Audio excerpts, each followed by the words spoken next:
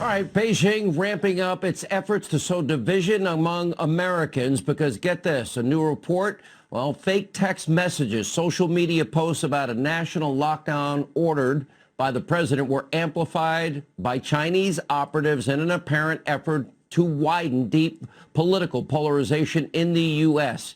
It's just like we have been saying, and I guess the person that was way ahead of the curve about warning about China was President Trump, because China needs to be held accountable for their lies, for their deceit, for their cover-up, for their endless propaganda and division that they're trying to create here.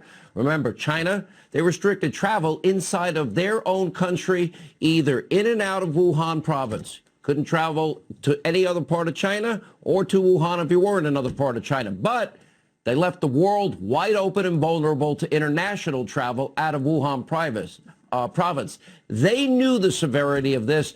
They protected themselves and they exposed the rest of the world.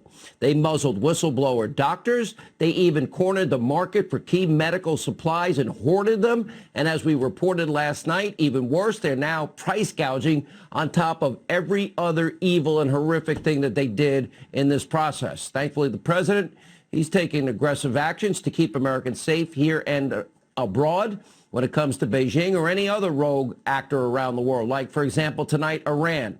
As the president announced today, he has instructed the U.S. Navy to shoot down and destroy any Iranian gunboats that are harassing American ships, following an encounter in the Persian Gulf last week. And now compare that with the, let's say, failed appeasement policies of Biden, Obama.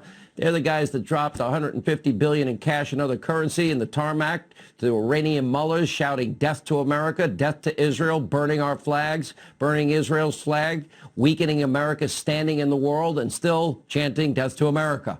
And just breaking tonight, Iran reportedly launched a military satellite into orbit, thought to be of significance since it uses the same technology to launch an intercontinental ballistic missile. President Trump, he's made it clear. Tehran will always be held accountable for their rogue behavior, and he's not going to soften his stance with America's enemies. Here with reaction, author of the book, Stealth War, General Robert Spalding, along with Congressman from the great state of Florida himself, Matt Gaetz. General Spalding, let's first talk about this military effort. You got these little boats out there. I've always worried about the Straits of Hormuz, although interestingly, less strategically important to the U.S. now than ever before because of the president's decision to make us energy independent. But how do you respond when they're harassing our ships in those narrow straits or elsewhere? Well, I think the president is right to use the bully pulpit of the presidency. You know, when you go back to the general that for the IRGC that was taken down in Iraq, it really provides a level of deterrence to the Iranian forces. You know, we don't want to have another Cole where one of those boats maybe has explosives, comes in and really kills sailors and damages our ship. So I think it's important that we create a deterrent effect. I think the president talking about it really reminds the Iranians that they need to keep their distance. Matt Gaetz, let's go back to Florida. We just had Governor DeSantis on. We see these numbers in Florida. You and I discussed this privately. We were both very concerned about the elderly population. A lot of people retire in your state and in your district. And you are acutely aware of this very censored focus on the elderly population in particular.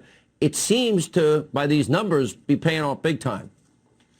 History will judge Governor DeSantis very favorably for focusing our efforts on those who are vulnerable. Dr. Birx recently said that Florida had a contact tracing system that was a model for America, and that's precisely the type of technology we'll have to get people back to work.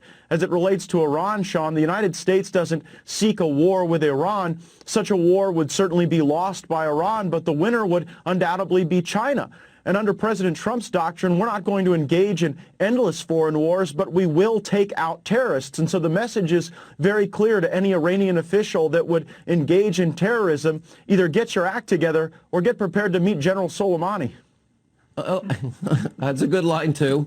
General, I think the military effort is clear. We learned that when the president removed the handcuffs, the rules of engagement from the Biden-Obama appeasement era, and literally wiped out the caliphate in Syria, they just bombed the hell out of them. There were no restrictions. We didn't have to wait for them to fire first. The Iranians, you would think, would know by now that this president means what he says.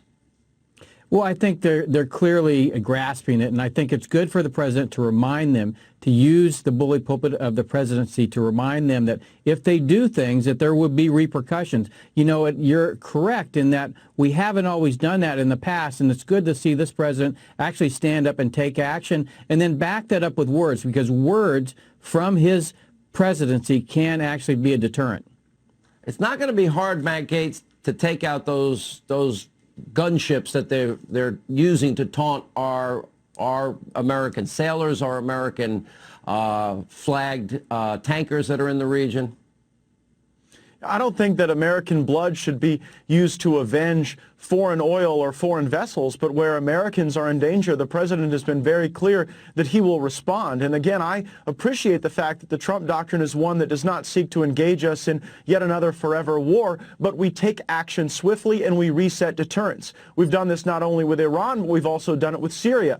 President Trump drew a red line and actually abided by that and delivered consequences. And so Iran better get their act together, because I think this president means what he says, and he certainly put the word out that he's not going to tolerate that behavior against our interests. All right. Thank you both for being with us.